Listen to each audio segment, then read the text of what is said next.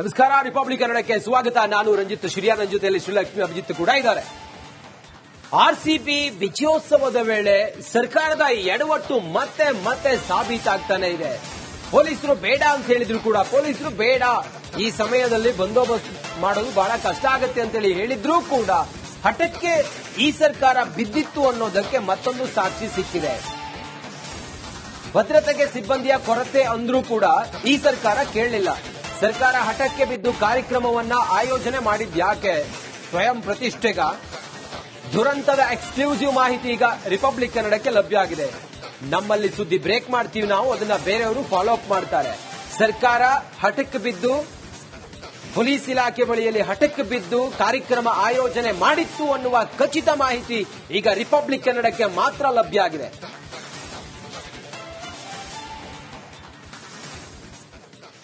June 3ನೇ ತಾರೀಕು ಡಿಪಿಆರ್ಗೆ ಅನುಮತಿ ಕೇಳಿ ಕೆಎಸ್ಸಿಎ ಪತ್ರ ಬರೆಯುತ್ತೆ.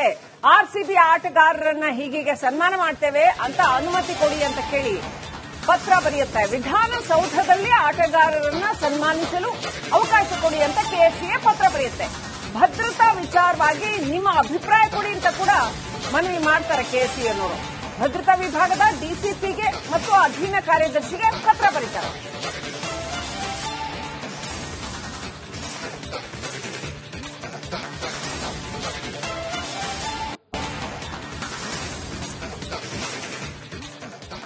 ನೋಡಿ, ಆ ಪತ್ರದ ಪ್ರತಿಯನ್ನ ನಮ್ಮ ಸ್ಕ್ರೀನ್ ಮೇಲೆ ತೋರಿಸ್ತಾ ಇದೀವಿ. ಏನೇನಿದೆ ಆ ಪತ್ರದಲ್ಲಿ ಅನ್ನೋದನ್ನ ನೋಡ್ತಾ ಇದ್ದೀರಾ. ಕೆಎಸ್ಸಿಎ ಅನುಮತಿ ಕೋರಿ ವಿಧಾನಸೌಧದ ಮುಂಭಾಗದಲ್ಲಿ ಆಟಗಾರರನ್ನ ಸನ್ಮಾನ ಮಾಡೋದಕ್ಕೆ ಅನುಮತಿ ಕೊಡಿ ಅಂತ ಕೇಳಿ ಕೆಎಸ್ಸಿಎ ಪತ್ರ ಬರೆಯುತ್ತೆ ಡಿಪಿಆರ್ ಸೆಕ್ರೆಟರಿಗೆ.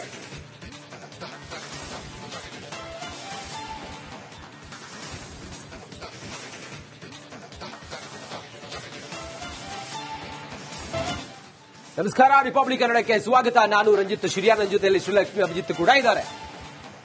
ಆರ್ಸಿಬಿ ವಿಜಯೋತ್ಸವದ ವೇಳೆ ಸರ್ಕಾರದ ಎಡವಟ್ಟು ಮತ್ತೆ ಮತ್ತೆ ಸಾಬೀತಾಗ್ತಾನೆ ಇದೆ. ಪೊಲೀಸರು ಬೇಡ ಅಂತ ಹೇಳಿದ್ರು ಕೂಡ ಪೊಲೀಸರು ಬೇಡ, ಈ ಸಮಯದಲ್ಲಿ ಬಂದೋಬಸ್ತ್ ಮಾಡೋದು ಬಹಳ ಕಷ್ಟ ಆಗುತ್ತೆ ಅಂತೇಳಿ ಹೇಳಿದ್ರೂ ಕೂಡ ಹಠಕ್ಕೆ ಈ ಸರ್ಕಾರ ಬಿದ್ದಿತ್ತು ಅನ್ನೋದಕ್ಕೆ ಮತ್ತೊಂದು ಸಾಕ್ಷಿ ಸಿಕ್ಕಿದೆ. ಭದ್ರತೆಗೆ ಸಿಬ್ಬಂದಿಯ ಕೊರತೆ ಅಂದ್ರೂ ಕೂಡ ಈ ಸರ್ಕಾರ ಕೇಳಲಿಲ್ಲ. ಸರ್ಕಾರ ಹಠಕ್ಕೆ ಬಿದ್ದು ಕಾರ್ಯಕ್ರಮವನ್ನ ಆಯೋಜನೆ ಮಾಡಿದ್ಯಾಕೆ? ಸ್ವಯಂ ಪ್ರತಿಷ್ಠೆಗ ದುರಂತದ ಎಕ್ಸ್ಕ್ಲೂಸಿವ್ ಮಾಹಿತಿ ಈಗ ರಿಪಬ್ಲಿಕ್ ಕನ್ನಡಕ್ಕೆ ಲಭ್ಯ ಆಗಿದೆ. ನಮ್ಮಲ್ಲಿ ಸುದ್ದಿ ಬ್ರೇಕ್ ಮಾಡ್ತೀವಿ ನಾವು, ಅದನ್ನ ಬೇರೆಯವರು ಫಾಲೋ ಅಪ್ ಮಾಡ್ತಾರೆ. ಸರ್ಕಾರ ಹಠಕ್ಕೆ ಬಿದ್ದು, ಪೊಲೀಸ್ ಇಲಾಖೆ ಬಳಿಯಲ್ಲಿ ಹಠಕ್ಕೆ ಬಿದ್ದು ಕಾರ್ಯಕ್ರಮ ಆಯೋಜನೆ ಮಾಡಿತ್ತು ಅನ್ನುವ ಖಚಿತ ಮಾಹಿತಿ ಈಗ ರಿಪಬ್ಲಿಕ್ ಕನ್ನಡಕ್ಕೆ ಮಾತ್ರ ಲಭ್ಯ ಆಗಿದೆ.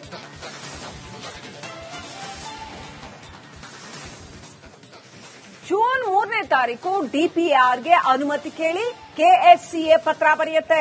ಆರ್ಸಿಬಿ ಆಟಗಾರರನ್ನ ಹೀಗೆ ಸನ್ಮಾನ ಮಾಡ್ತೇವೆ ಅಂತ ಅನುಮತಿ ಕೊಡಿ ಅಂತ ಕೇಳಿ ಪತ್ರ ಬರೆಯುತ್ತೆ. ವಿಧಾನಸೌಧದಲ್ಲಿ ಆಟಗಾರರನ್ನ ಸನ್ಮಾನಿಸಲು ಅವಕಾಶ ಕೊಡಿ ಅಂತ ಕೆಎಸ್ಸಿಎ ಪತ್ರ ಬರೆಯುತ್ತೆ. ಭದ್ರತಾ ವಿಚಾರವಾಗಿ ನಿಮ್ಮ ಅಭಿಪ್ರಾಯ ಕೊಡಿ ಅಂತ ಕೂಡ ಮನವಿ ಮಾಡ್ತಾರೆ ಕೆಎಸ್ಸಿಎನವರು. ಭದ್ರತಾ ವಿಭಾಗದ ಡಿಸಿಪಿಗೆ ಮತ್ತು ಅಧೀನ ಕಾರ್ಯದರ್ಶಿಗೆ ಪತ್ರ ಬರೀತಾರೆ.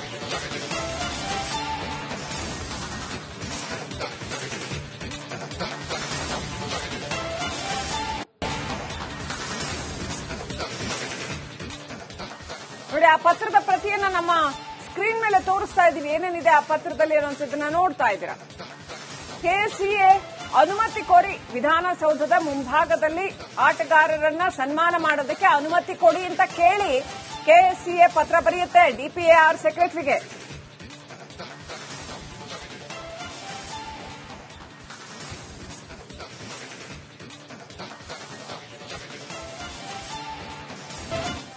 ನಮಸ್ಕಾರ. ರಿಪಬ್ಲಿಕ್ ಕನ್ನಡಕ್ಕೆ ಸ್ವಾಗತ. ನಾನು ರಂಜಿತ್ ಶಿರಿಯಾ. ನನ್ನ ಜೊತೆಯಲ್ಲಿ ಶ್ರೀಲಕ್ಷ್ಮಿ ಅಭಿಜಿತ್ ಕೂಡ ಇದ್ದಾರೆ. ಆರ್ಸಿಬಿ ವಿಜಯೋತ್ಸವದ ವೇಳೆ ಸರ್ಕಾರದ ಎಡವಟ್ಟು ಮತ್ತೆ ಮತ್ತೆ ಸಾಬೀತಾಗ್ತಾನೆ ಇದೆ. ಪೊಲೀಸರು ಬೇಡ ಅಂತ ಹೇಳಿದ್ರು ಕೂಡ ಪೊಲೀಸರು ಬೇಡ, ಈ ಸಮಯದಲ್ಲಿ ಬಂದೋಬಸ್ತ್ ಮಾಡೋದು ಬಹಳ ಕಷ್ಟ ಆಗುತ್ತೆ ಅಂತೇಳಿ ಹೇಳಿದ್ರೂ ಕೂಡ ಹಠಕ್ಕೆ ಈ ಸರ್ಕಾರ ಬಿದ್ದಿತ್ತು ಅನ್ನೋದಕ್ಕೆ ಮತ್ತೊಂದು ಸಾಕ್ಷಿ ಸಿಕ್ಕಿದೆ. ಭದ್ರತೆಗೆ ಸಿಬ್ಬಂದಿಯ ಕೊರತೆ ಅಂದ್ರೂ ಕೂಡ ಈ ಸರ್ಕಾರ ಕೇಳಲಿಲ್ಲ. ಸರ್ಕಾರ ಹಠಕ್ಕೆ ಬಿದ್ದು ಕಾರ್ಯಕ್ರಮವನ್ನ ಆಯೋಜನೆ ಮಾಡಿದ್ಯಾಕೆ? ಸ್ವಯಂ ಪ್ರತಿಷ್ಠೆಗ ದುರಂತದ ಎಕ್ಸ್ಕ್ಲೂಸಿವ್ ಮಾಹಿತಿ ಈಗ ರಿಪಬ್ಲಿಕ್ ಕನ್ನಡಕ್ಕೆ ಲಭ್ಯ ಆಗಿದೆ.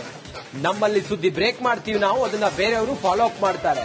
ಸರ್ಕಾರ ಹಠಕ್ಕೆ ಬಿದ್ದು ಪೊಲೀಸ್ ಇಲಾಖೆ ಬಳಿಯಲ್ಲಿ ಹಠಕ್ಕೆ ಬಿದ್ದು ಕಾರ್ಯಕ್ರಮ ಆಯೋಜನೆ ಮಾಡಿತ್ತು ಅನ್ನುವ ಖಚಿತ ಮಾಹಿತಿ ಈಗ ರಿಪಬ್ಲಿಕ್ ಕನ್ನಡಕ್ಕೆ ಮಾತ್ರ ಲಭ್ಯ ಆಗಿದೆ.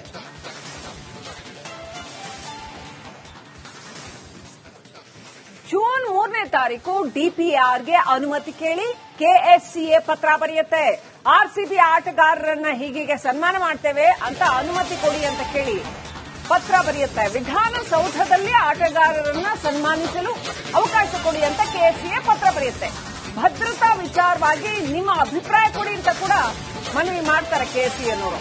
ಭದ್ರತಾ ವಿಭಾಗದ ಡಿಸಿಪಿಗೆ ಮತ್ತು ಅಧೀನ ಕಾರ್ಯದರ್ಶಿಗೆ ಪತ್ರ ಬರೀತಾರೆ.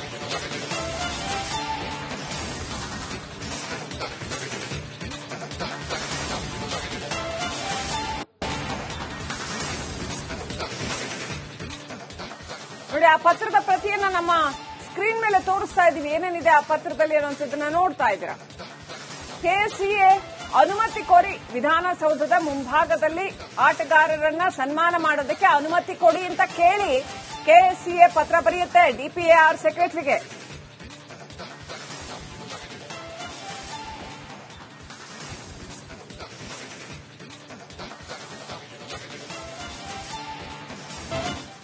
ನಮಸ್ಕಾರ, ರಿಪಬ್ಲಿಕ್ ಕನ್ನಡಕ್ಕೆ ಸ್ವಾಗತ. ನಾನು ರಂಜಿತ್ ಶಿರಿಯಾ. ನನ್ನ ಜೊತೆಯಲ್ಲಿ ಶ್ರೀಲಕ್ಷ್ಮಿ ಅಭಿಜಿತ್ ಕೂಡ ಇದ್ದಾರೆ.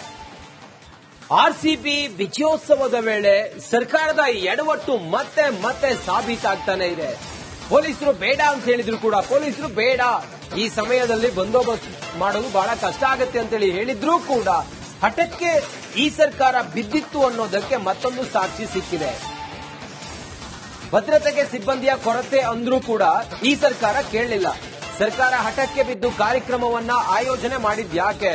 ಸ್ವಯಂ ಪ್ರತಿಷ್ಠೆಗ ದುರಂತದ ಎಕ್ಸ್ಕ್ಲೂಸಿವ್ ಮಾಹಿತಿ ಈಗ ರಿಪಬ್ಲಿಕ್ ಕನ್ನಡಕ್ಕೆ ಲಭ್ಯ ಆಗಿದೆ. ನಮ್ಮಲ್ಲಿ ಸುದ್ದಿ ಬ್ರೇಕ್ ಮಾಡ್ತೀವಿ ನಾವು, ಅದನ್ನ ಬೇರೆಯವರು ಫಾಲೋ ಅಪ್ ಮಾಡ್ತಾರೆ. ಸರ್ಕಾರ ಹಠಕ್ಕೆ ಬಿದ್ದು ಪೊಲೀಸ್ ಇಲಾಖೆ ಬಳಿಯಲ್ಲಿ ಹಠಕ್ಕೆ ಬಿದ್ದು ಕಾರ್ಯಕ್ರಮ ಆಯೋಜನೆ ಮಾಡಿತ್ತು ಅನ್ನುವ ಖಚಿತ ಮಾಹಿತಿ ಈಗ ರಿಪಬ್ಲಿಕ್ ಕನ್ನಡಕ್ಕೆ ಮಾತ್ರ ಲಭ್ಯ ಆಗಿದೆ.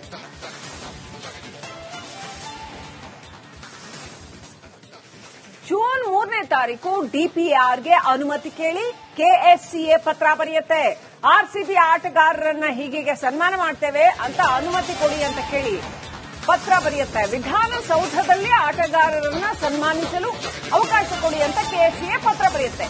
ಭದ್ರತಾ ವಿಚಾರವಾಗಿ ನಿಮ್ಮ ಅಭಿಪ್ರಾಯ ಕೊಡಿ ಅಂತ ಕೂಡ ಮನವಿ ಮಾಡ್ತಾರೆ ಕೆಎಸ್ಸಿಎನವರು. ಭದ್ರತಾ ವಿಭಾಗದ ಡಿಸಿಪಿಗೆ ಮತ್ತು ಅಧೀನ ಕಾರ್ಯದರ್ಶಿಗೆ ಪತ್ರ ಬರೀತಾರೆ.